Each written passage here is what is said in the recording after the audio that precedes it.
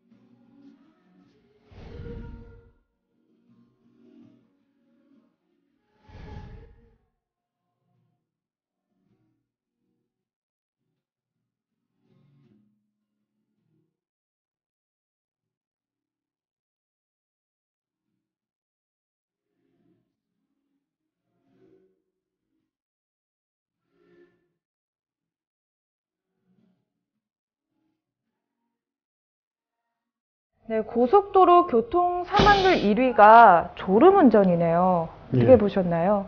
그렇습니다. 고속도로는 단순하고 지루합니다. 왜냐하면 야간에는 또 시야 확보가 덜 어렵고 그 다음에 장거리 운전을 하다 보니까 식사도 해야 되고 그러다 보면 식곤증이 생겨서 졸리기도 하고 또 혼자 가다 보면 반복되고 하다 보면 긴장이 풀려서 따분해지고 하면 또 졸리기 시작합니다. 그러한 졸림 때문에 쉽게 졸음운전이 유발될 수 있고 사고로 이어질 수 있는 환경이 될 수 있습니다. 겨울철에는 대부분의 사람들이 창문을 닫고 운전을 하시잖아요. 춥다 보니까. 그런데 이제 이렇게 바깥 공기와 차단이 된다는 게 조금 졸음운전을 더 유발을 할 것 같거든요. 시기별로 좀 졸음운전 교통사고 건수에도 차이가 있었나요? 예, 그렇습니다. 도로교통공단에 따르면 춘곤증으로 인해서 봄철에 가장 높은 졸음운전 사고율을 보인다고 합니다. 2012년 자료를 보시면 1월과 2월에는 6,059건으로 집계가 되었고 3월에서 5월까지는 1,400 12건으로 졸음운전 사고 발생이 대폭 증가한 걸 볼 수 있습니다. 네. 예. 한 해 봄철에만 10,000건이 넘는 졸음운전 사고가 일어났다고 하니까요. 정말 경각심을 가지셔야 될 것 같은데요.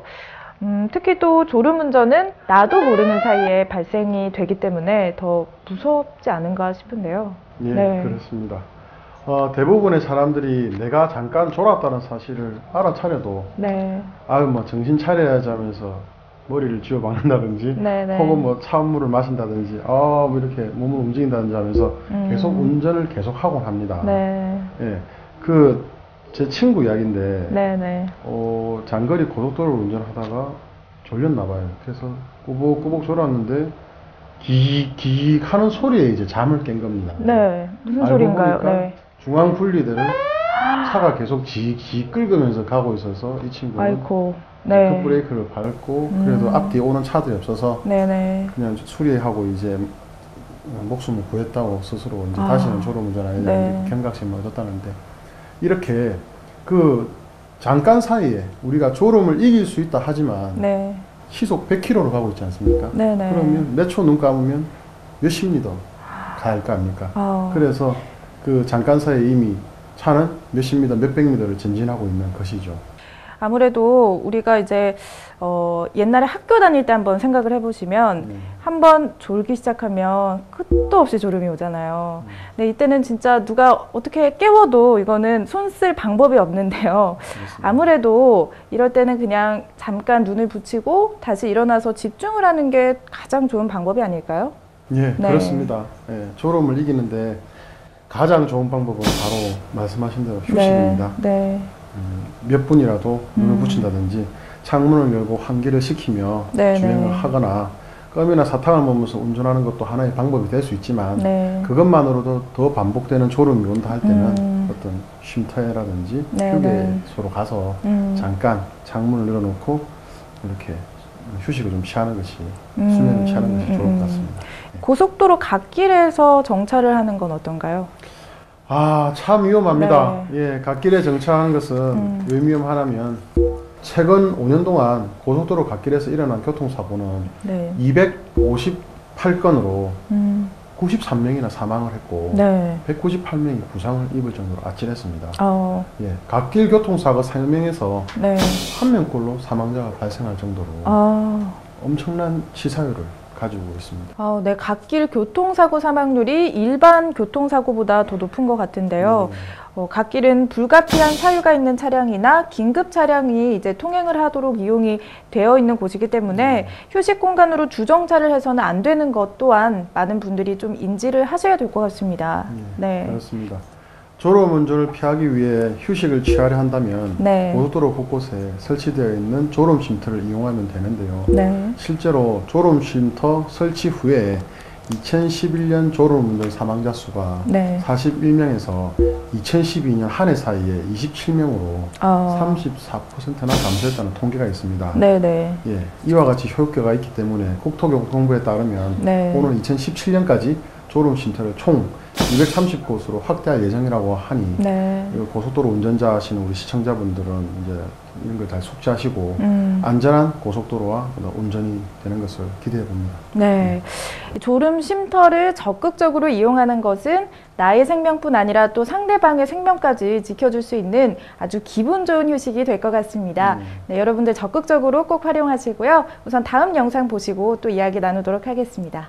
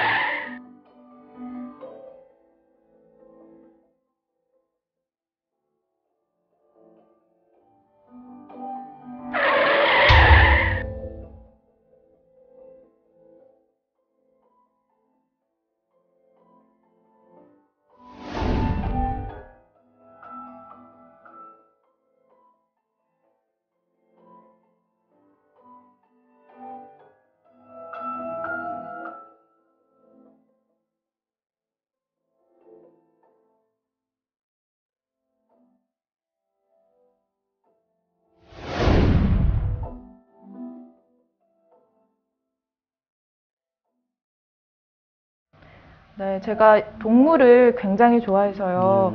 영상을 보면서 참 안타깝다는 생각이 많이 들었는데요. 아무래도 운전자 입장에서도 또 갑자기 운전을 하다가 뭐가 이렇게 튀어나오면 깜짝 놀랄 것 같거든요. 그렇습니다. 운전 도중 갑자기 튀어나온 동물을 발견하거나 차에 치여 있는 동물들 우리가 지나가면서 본 적이 있을 텐데요. 그런 로드킬 당한 동물의 시체를 보면 운전자는 당황하게 됩니다. 실제로 도로에 쓰러져 있는 동물을 피하거나 로드킬을 피하려다가 차량이 추돌하거나 어떤 사망 사고가 자주 발생하고 있습니다. 네, 몇 년 전 경기도 지역에서 로드킬을 당한 고라니를 치우다가요, 경찰관과 또 마을 이장님께서 차에 치이는 사고를 발생이 됐다는 그런 뉴스를 제가 봤는데요. 이렇게 로드킬로 인해서 2차 사고로 이어질 수 있기 때문에 운전자들은 평소 경각심을 꼭 가지고 안전운전을 해야 될 것 같습니다. 예, 맞습니다. 그리고 로드킬은 뭐 예측할 수 없는 사고입니다. 그렇기 때문에 로드킬을 막을 수 있고 피해를 최소화할 수 있는, 그리고 어떤 원인을 제공을 막을 수 있는 것은 과속을 예방하는 것입니다. 특히 야간에는 시야가 좁아지기 때문에 앞에 장애물을 빠르게 인지하는 것이 어려워집니다. 조금 더 빨리 가려다가 평생 돌이킬 수 없는 이제 사고가 나는 일이 없도록 해야 할 텐데요. 제가 캐나다 갔을 때 들은 이야기인데, 우리 한국 교민들이 건강을 좀 신경을 많이 쓰지 않습니까? 그래서 캐나다에는 곰이라든지 어떤 술록이라든지 이런 큰 동물들이 로드킬 당하는 경우가 많고, 그로 인해서 차가 전복이 된다든지 크게 차가 이제 박살이 나서 사람도 다치는 경우가 많은데, 그리고 나서 로드킬 된 걸 보통은 신고하고 이렇게 경찰에다 알리지 않습니까? 근데 옛날 같은 경우지만 우리 한국 사람이 지나가다가 그 로드킬 된 곰에 대해서 갑자기 사라지고 막 곰에, 가져가신 건가요? 곰에 뭐 좋다는 어떤 뭐 인담이라든지 뭐 곰발바닥 요리라든지 이런 것도 이야기를 들은 적이 있어요. 참 망신스러운 일인데, 그리고 그 뭐 술록 같은 경우는 녹용도 아닌데 녹용이라 해서 또 이렇게 그렇게 처리를 하고 해서 그 처벌을 받은 경우가 많답니다. 우리 같은 경우도 로드킬 된 동물들을 그냥 고란이라고 해서 어떤 귀한 희귀한 동물이라고 해서 그걸 치우려다가 혹은 가져가려다가 사고가 더 많이 날 수도 있고, 또 그런 거에 대해서는 처벌을 받을 수 있으니까 그런 거에 대해서 유의하시고 안전운전 하셔야 되겠습니다. 그런데 궁금한 게 하나 있는데요. 고라니는 우리나라에서 보호종인 동물 아닌가요? 예, 그렇습니다. 네, 맞군요. 그런데 이렇게 인간의 부주의로 인해서 로드킬을 당하게 돼서 또 희생이 된다면 참 안타까운 일일 것 같은데요. 우리나라에서 로드킬을 당하는 동물들이 고라니 말고도 또 어떤 종류가 있을까요? 예, 우리나라 같은 경우는 뭐 곰이나 이런 술록 같은 큰 동물들보다는 노루나 고라니, 황조롱이 등의 어떤 중간이나 작은 크기의 야생동물에서부터 개나 고양이 같은 애완동물까지 다양합니다. 2014년 기준으로 지난 5년 동안 고라니가 모두 9,078마리로, 이것도 공식 집계니까 비공식 집계는 더 많았겠죠. 가장 많았고, 너구리는 1,088마리, 멧토끼나 멧돼지는 이제 198마리와 각각 142마리 등 다양한 종류 동물들이 많이 희생이 이렇게 되고 있습니다. 아무래도 종류도 다양하지만 정말 많은 수의 동물들이 희생을 당하고 있네요. 그리고 또 말씀해 주시는 걸 듣다 보니까요, 동물원에서나 볼 법한 그런 동물들이 실제로 우리나라 야생에서 이렇게 생활하고 있다는 것도 좀 신기하네요. 그렇습니다. 고속도로를 좀 가시다 보면 위쪽으로 이렇게 야생동물 진입로, 진행로 해서 이렇게 고속도로로 안 가고 위쪽으로 구름다리 같이 야생동물들이 지나갈 수 있게, 그래서 로드킬 피해를 예방하고자 그런 기술도 많이 있는 걸 보실 수 있습니다. 뭐 이외에도 살쾡이나 오소리, 족제비, 너구리 등의 어떤 다양한 종류의 동물들이 로드킬로 죽고 있습니다.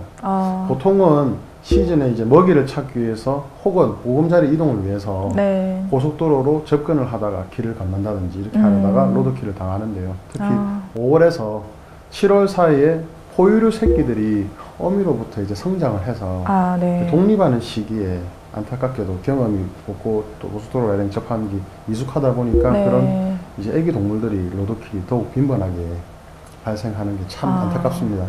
네, 그럼 말씀해주신 그 시기에는 대부분이 이제 희생당하는 동물들은 새끼인 거네요. 예, 그렇게 볼 수 있습니다. 네. 한 개체의 유지에 있어서 치명적일 수 있기 때문에 이 시기에는 운전자들이 더욱 각별한 주의와 관심이 필요할 것 같습니다. 네. 제가 이야기를 듣다 보니까요. 대학교 때 배낭여행을 갔던 기억이 났는데요. 네. 이게 운전을 하다 보면 정말 다양한 동물들의 또 사체를 좀 볼 수가 있거든요. 뭐 캥거루부터 시작해서 에뮤나 또 뭐 코알라 이런 보호종인 동물들을 정말 많이 볼 수가 있었거든요. 로드킬 당했다. 네네. 그런데 이게 이제 아무래도 빈번하게 일어나다 보니까 이런 부분을 좀 방지하기 위해서 고속도로에 있는 그런 먹이나 웅덩이를 없애면 또 이제 차단을 할 수가 있잖아요. 동물들의 접근을. 그래서 그렇게 한다거나 또 캥거루 출몰 지역이라는 그런 경고판을 이렇게 딱 세워놔서 좀 운전자들이 그 구간을 지날 때는 조금 더 이렇게 안전하게 좀 이렇게 유심히 보고 지나라고 이렇게 좀 많은 노력을 하고 있는 게 보이더라고요. 예, 이런 로드킬을 방지하기 위해서 네. 해외에서 선진국에서 하고 있는 그런 긍정적인 사례들을 참고하는 것도 우리나라에서는 참 좋은 방법일 것 같습니다. 네. 예, 핀란드에서는 야생 순록들의 뿔에 형광 스프레이를 뿌려서 로드킬이 빈번하게 발생하는 야간에도 150m 떨어진 곳에서도 자동차 헤드라이트를 반사를 시켜서 로드킬을 예방하는. 왜냐하면 사슴뿔이 이제 형광의 물빛 반사가 돼서 보일 거 아닙니까? 네네. 그렇게 해서 예방하는 효과를 또 보고 있다고 합니다. 네. 아무래도 150m나 떨어진 그런 구간에서 그 야생동물이 보인다면 충분히 이거를 막아설 수 있는 그런 거리인 것 같은데요. 그렇다면 우리나라에는 이런 로드킬을 좀 예방하기 위해서 또 어떤 노력을 하고 있는지 궁금합니다. 예, 국토교통부는 로드킬이 발생했을 때 차에서 내리지 말고 즉시 각 지역의 국토관리사무소나 해당 지방자치단체에 연락할 것을 권고하고 있습니다. 근데 기억이 안 나면 112에 전화하시면 돼요. 112에 신고해서 상황이 이렇고 위치가 여기니까 이렇게 그렇게 하시면 될 것 같습니다. 또한 생태 이동 통로를 설치하고 아까 말씀드린 대로 이 설치하여 야생동물들의 이동을 돕고 있으며 로드킬 빈번하게 일어나는 구간은 내비게이션 안내 방송으로도 이제 제공을 하고 있습니다. 네네. 그런데 이렇게 운전자 입장에서 또 로드킬을 좀 예방하기 위한 그런 운전 방법도 좀 있을 것 같거든요. 예, 일단 운전자들은 멀리서 다가오는 동물을 발견했을 때 즉시 속도를 줄이고 전조등을 꺼주어야 합니다. 아, 꺼줘야 되나요? 예, 자극을 줄 수가 있기 때문이죠. 야생동물들은 빛에 노출되면 순간 시력을 상실해서 차량으로 뛰어들 수 있고 돌발 행동을 할 수 있기 때문입니다. 그 다음에는 경적을 울려서 야생동물에게 위험 상황을 알려줘야 되는데요. 이때 동물을 도로에서 벗어나게 하려고 차에서 내리면 더 위험한 2차 사고로 이어질 수 있기 때문에 반드시 차 안에서 경적을 사용하여 동물을 대피를 유도를 해야 합니다. 네, 이렇게 동물뿐 아니라 우리들의 안전까지 위협을 하고 있는 것이 바로 로드킬과 관련된 사고들인 것 같은데요. 나와 다른 운전자 그리고 또 동물들까지 우리가 그 안전을 지켜주기 위해서 예방 방법들을 꼭 숙지를 해둬야 될 것 같습니다. 네, 그럼 다음 영상 보시고 계속 이어나가도록 하겠습니다.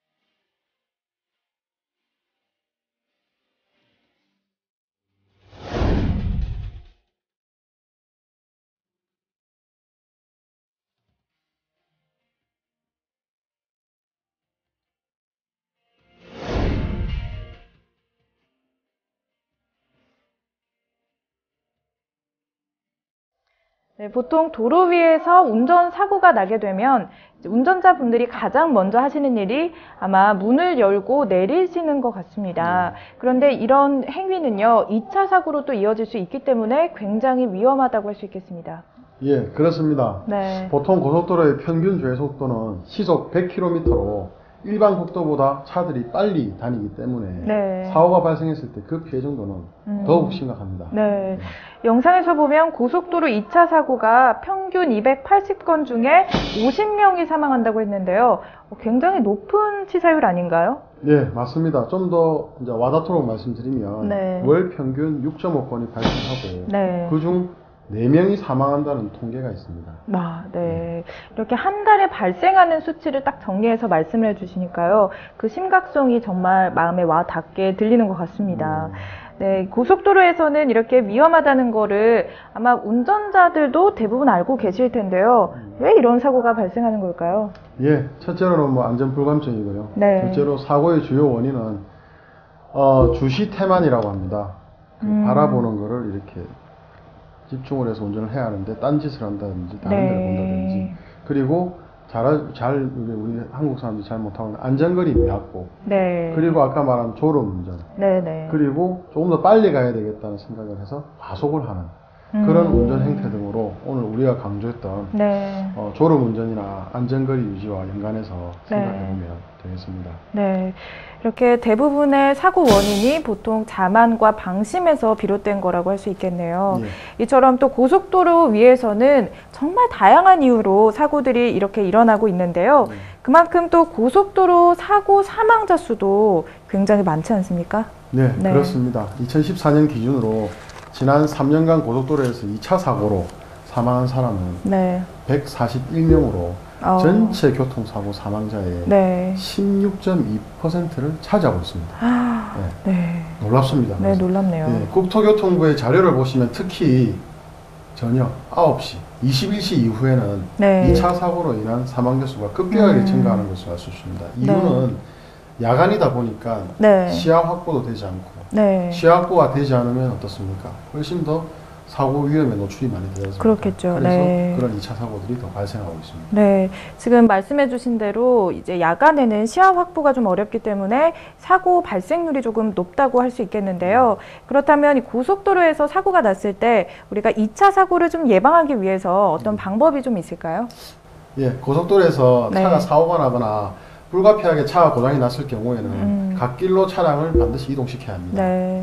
갓길 이용 방법에 대해서 좀 더 자세히 짚어보면 불가피한 상황으로 인해 갓길로 차를 이동시켰을 때는 반드시 비상등을 켜고 트렁크를 열어둬야 합니다. 그리고 트렁크를 열어두기만 해서는 안 되고 후방에 삼각대나 삼각형으로 빨간 불이 들어온 삼각대나 혹은 불꽃 신호기 등을 설치한 후에 갓길 밖으로 이동해야 합니다.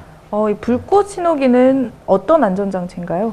우리 불꽃 놀이할 때 불꽃을 보셨죠? 그렇게 불꽃이 나는 건데, 불꽃 신호기는 특히 야간에 도로상에서 사고나 고장으로 차량이 멈췄을 때는 2차 사고 예방을 위해서 뒤따르는 차량이 멀리서도 불꽃을 보면서 상황을 알 수 있도록 불꽃을 내며 타는 신호형 화염 장치입니다. 또한 삼각대는 많은 분들이 모르시고 계시는데 차가 우리가 구매를 하고 출고를 하게 되면 대부분의 차량의 삼각대가 뒷 트렁크에 상부나 하부에 비치되어 있습니다. 아, 그런가요? 그런 사실들을 다들 모르고 있는데 그리고 이런 삼각대라든지 불꽃 그 장비가 없다면 마지막 비상 방법이 하나 있는데 뭔가요? 스마트폰 있으시죠? 네, 있죠. 스마트폰을 보시면 우리 라이트, 빛을 켤 수 있는 게 있습니다. 그 빛을 켜놓고 차량이 뒤쪽에 세워놓고만 있어도 그 불빛으로 인해서 멀리 보일 수 있고 그 다음에 또 어플리케이션 깔린 거 보면 등강등처럼 깜빡깜빡 한다든지 빨간불이 깜빡깜빡 들어온다든지 그런 스마트폰에 기능이 있기 때문에 비상시에는 그런 것들을 활용하셔도 참 응급 상황에는 도움이 될 것입니다. 사실 방금 이제 해주신 말씀을 듣다 보니까 제가 삼각대 얘기하셔서 삼각대를 어디서 사야 하나 하고 생각을 하고 있었거든요. 네. 그런데 정말 모르시는 분들 꽤 있으실 것 같거든요. 그래서 여러분들 오늘 집에 가셔서 본인의 차에 삼각대가 있는지 없는지 한번 확인해 보시기 바랍니다. 네, 그리고 또 이 불꽃 신호기에 대해서 말씀을 해주셨는데요. 누구나 쉽게 구입을 하고 또 사용도 할 수 있다는 그런 장치라고 말씀을 하셨는데요. 맞나요? 예. 네. 그렇습니다. 사실은 불꽃 신호기에 대해서 익숙하신 분들이 많지는 않습니다. 왜냐하면 그동안은 화약류 네. 단속법에 따른 규제로 인해서 불꽃 신호기를 유통이나 판매를 하기가 어렵고 그러다 보니까 네. 운전자가 구매하는 경로도 참 어려운 방법이 있었습니다. 그런데 작년에 관련 법률이 개정되고 통과되면서 네. 전국 고속도로 휴게소에서 쉽게 불꽃 장비를 구입하실 수 있고요. 한국도로공사에서는 평소 불꽃 신호기를 차량에 비치하고 주행할 것을 권고하고 있습니다. 다만 네. 불꽃 신호기 자체도 불꽃으로 인해서 화염이라든지 화재 사고가 날 수 있기 때문에 네. 안전사고에 대해서 숙지를 하시고 네, 사용을 네. 해야 될 것입니다. 또한 2차 사고 예방을 위해 사고나 고장으로 인한 차량을 가까운 안전지대까지 무료로 견인해주는 긴급 견인 서비스도 이용하고 있으니 적극적으로 활용하시면 되겠습니다. 네. 또 이외에도 우리가 쉽게 조금 지킬 수 있는 그런 2차 사고 예방 방법들, 또 다른 것들 뭐가 있을까요? 예, 2011년 경찰청은 고속도로 2차 사고 예방을 위해서 LED로 불빛이 나는 야광조끼를 도입한 사실이 있습니다. 관계자들에게 밤에도 어떤 시인성이 높은 야광조끼를 착용시켜서 안전확보를 하고 운전자들의 불안감을 해소시키고 있는데요. 경찰이나 고속도로 사고를 수습하기 위해 현장에 나온 관계자분들 또 그 외에도 평소 운전자들이 차량에 그 LED 야간 안전조끼를 휴대하고 다닌다면 보다 안전하고 고속도로 2차 사고 예방도 막을 수 있고 교통문화를 만들 수 있을 거라고 생각하고 있습니다. 네, 이렇게 고속도로에서 2차 사고가 발생이 되면요. 아무래도 좀 대형 사고로 이어질 가능성이 크잖아요. 그렇습니다. 네, 그래서 평소에 좀 행동 요령들 꼭 알아두시고요. 그리고 안전조치 미흡 등으로 인해서 또 다른 사고로 이어진다면 그 또한 정말 안타까운 일이기 때문에요. 여러분들 많이 공부하시고 또 숙지도 하셔야 될 것 같습니다.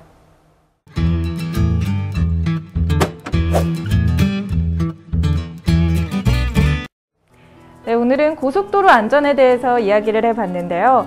물론 과속하는 거는 당연히 모든 운전자들이 위험하다는 것을 다 알고 계실 텐데요. 그렇다고 또 이제 반대로 주행 속도보다 너무 느리게 운전을 하시다 보면 이 또한 상대 차량에게 민폐가 될 수도 있고 또 사고로도 이어질 수 있다는 것도 꼭 알아두셔야 될 것 같습니다. 차는 우리의 두 발이 되고 있습니다. 그래서 편리함도 제공해 주지만 무기도 될 수 있습니다. 그래서 운전자들은 그에 따른 책임이 있음을 분명히 아셔야겠습니다. 나 자신의 안전뿐만 아니라 다른 사람의 안전까지 위협하는 행위들이 무엇인지를 알고 이를 예방하기 위해서 지켜야 할 수칙들을 꼭 숙지하셔서 잘 지키셨으면 좋겠습니다. 나의 부주의함 때문에 다른 사람이 위험에 처할 수도 있습니다. 그런데 이런 상황에요. 내가 있을 수도 있고 또 나와 가까운 친구들이나 또 사랑하는 가족 그런 분들이 피해자가 될 수도 있다는 거 항상 우리가 머릿속에 염두를 해 두셔야 될 것 같습니다. 오늘 안전탐구 생활은 여기까지입니다. 시청해 주셔서 감사합니다. 감사합니다.